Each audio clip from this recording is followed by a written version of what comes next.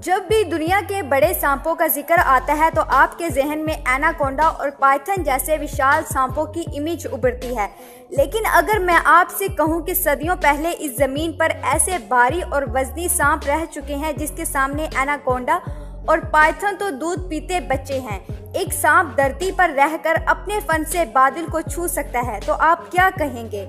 जी हाँ, हम बात कर रहे हैं टाइटानोबोआ नाम के सांप की। आज की इस वीडियो में हम इस सांप की पड़ताल करने वाले हैं, साथ ही इससे जुड़े कुछ रोमांटिक फैक्ट्स पर भी रोशनी डालेंगे। बस आप वीडियो को छोड़कर कहीं नहीं जाइएगा, ये वीडियो आपके रोंगटे खड़े कर देने के लिए तैयार है।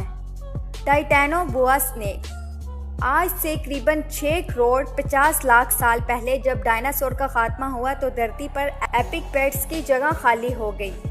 डायनासोर के विनाश के बाद जो जीव बच गए थे, इनके पास बढ़िया मौका था बढ़ने, फूलने और फैलने का।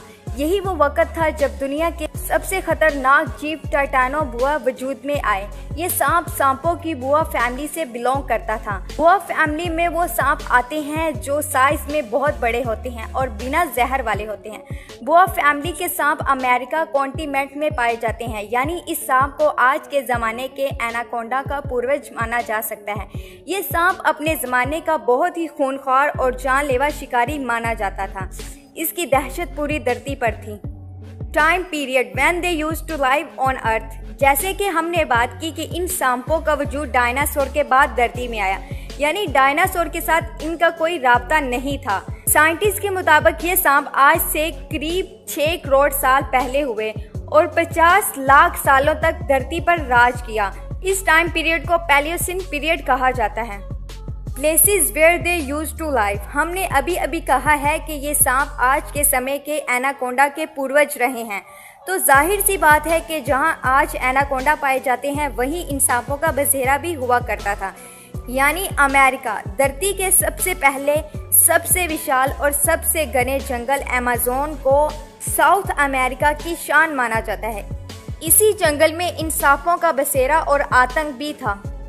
When did these snakes discover? दोस्तों, जाहिर है कि टाइटानोबोआ के अस्तित्वों के प्रमाण भी कहीं मिले ही होंगे।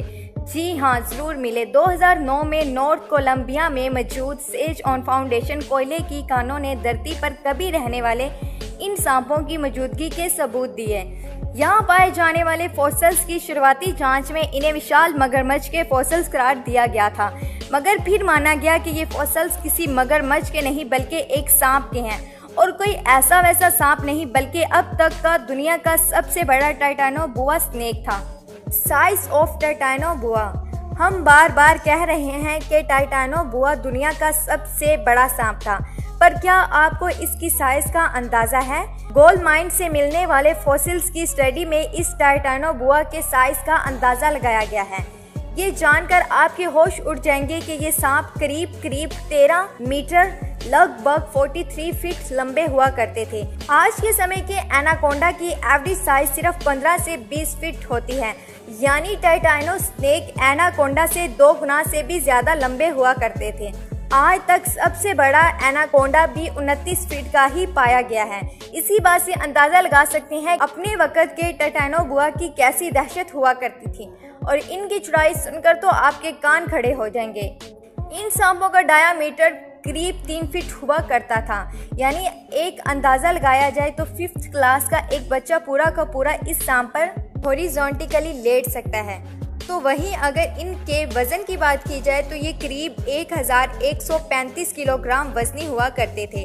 वहीं आज के एनाकोंडा से करीब 4.5 गुना ज्यादा भारी। मेरा ख्याल है कि अब टाइटानोबोआ को लेकर आपके मन में कोई डाउट बाकी नहीं रहा होगा। हालांकि कुछ साइंटिस्ट का ये मानना है कि सांपों के फॉसिल्स मिलना बहुत मुश्किल होता है। ऐसे में बहुत मुमकिन है कि टाइटानोबोआ इस तस्वराती साइज से भी बड़ा हो सकता है। अल्लाह का शुक्र है कि ये सांप अब जिंदा नहीं है। तो दोस्तों, हमारी आज की वीडियो का सफ़र यहीं पर ख़त्म हुआ, और आपको ये अमेजिंग फैक्ट्स कैसे लगे हमें कमेंट सेक्शन में लाजमी बताएं, और हमारे चैनल को सब्सक्राइब करने के साथ साथ बेल आइकन को प्रेस करें ताकि हमारी हर आने वाली न्यू नोटिफिकेशन सबसे पहले आप तक पहुंच सके। अल्लाह हाफिज़।